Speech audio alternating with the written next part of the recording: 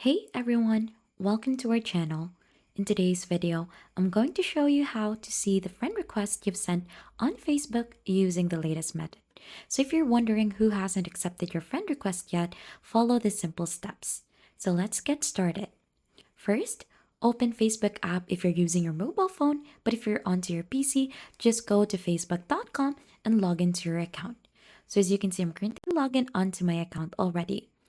We'll just have to go to the friends section right after your login. So just find this icon onto your phone or onto the website. This is the friends icon. Simply click onto that and there should be different options in here to choose from. So we're going to choose friend request in here.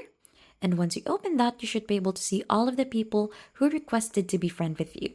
To view the people you've sent request to, there is a view sent request. Simply click onto that and there should be an option for you to go ahead and view all of the people that you've sent requests and haven't responded to you yet. So there should be an option for you to cancel their request as well if you want to cancel your Facebook request to them. And that is just basically it. Now you know how to view your sent friend requests on Facebook using both methods. If you found this tutorial helpful, don't forget to hit the like, subscribe, and we'll see you on to our next video.